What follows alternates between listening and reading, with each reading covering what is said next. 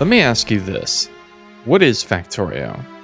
Is it the focus on base management, crafting ever increasingly difficult items, going from nothing to wielding the most powerful weapons and armor? Sure, you could look at it that way, at least on a surface level.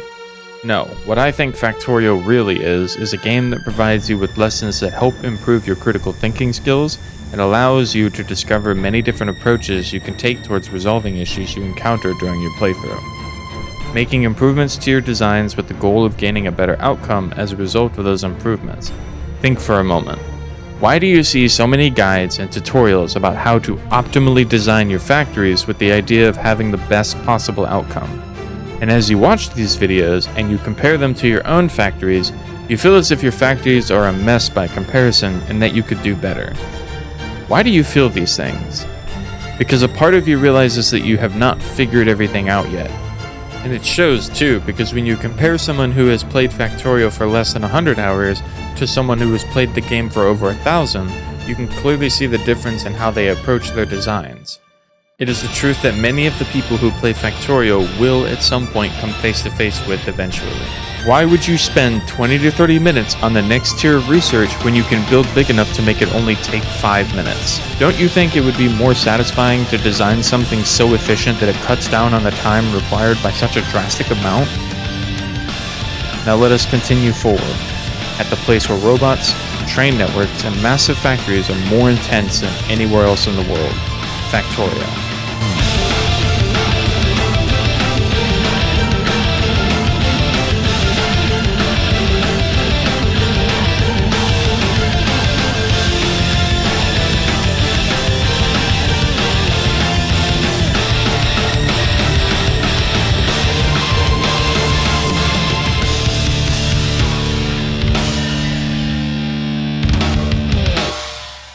Take a look at this video created by Tony Zhu. In it, he explains the similarities between the thought process of a software engineer and the average Factorio player. He makes many points and shares cases of how things that you do in Factorio translate in one way or another to creating and maintaining backend development. The same code that runs the websites that you use today.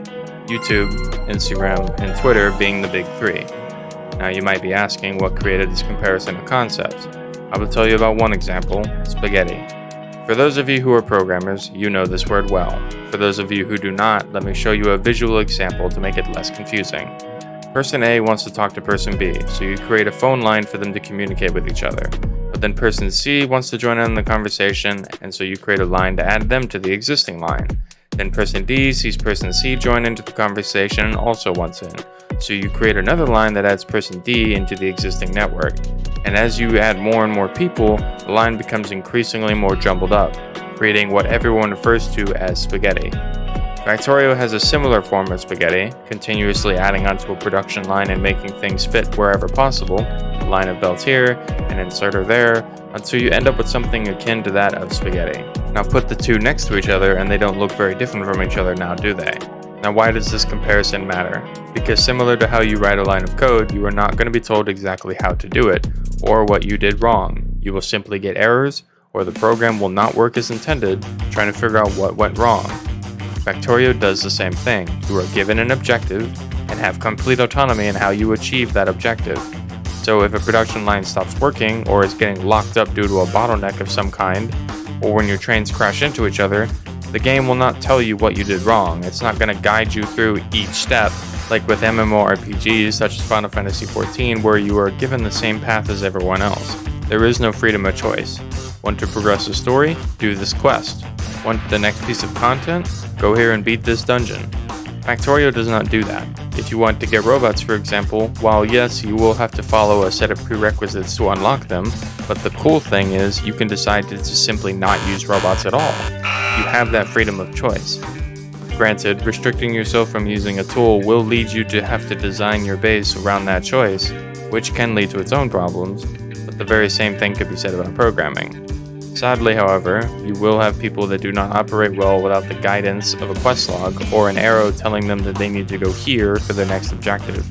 Some people need that guidance, so they are not very receptive to the game and its design choices.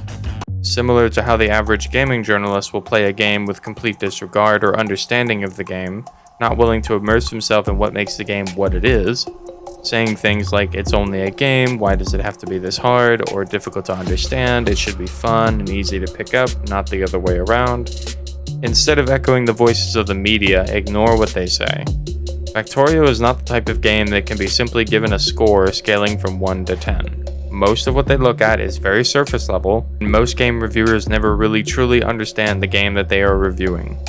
Much of Factorio is the ever-ongoing evolution of efficiency, all while gamifying the learning process.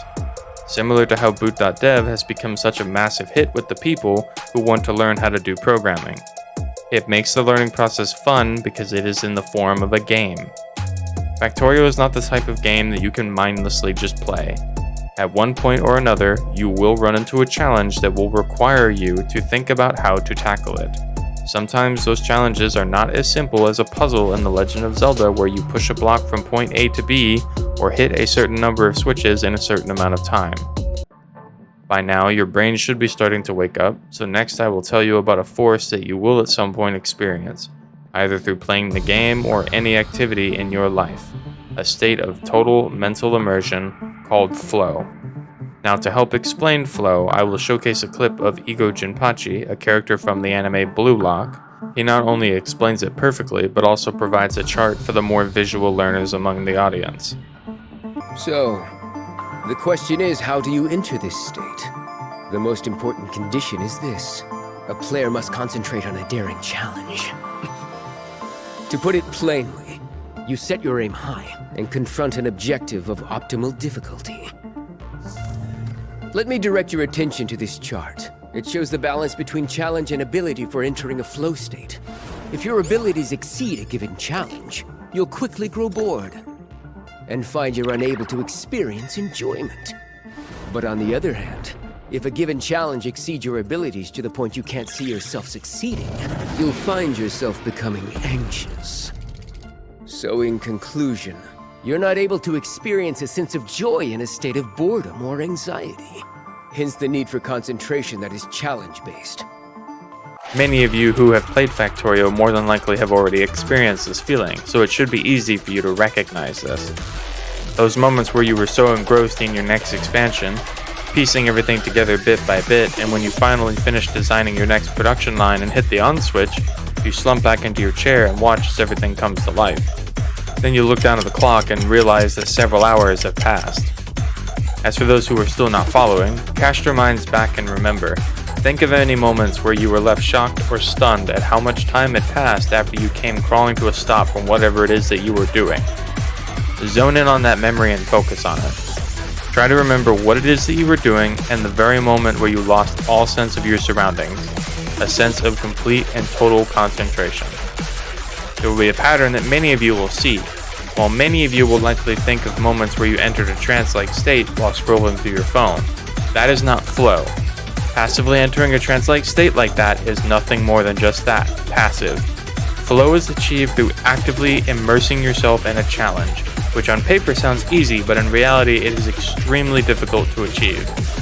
Hence the example I gave earlier of playing Factorio and then looking down at the clock, only to realize that several hours have passed.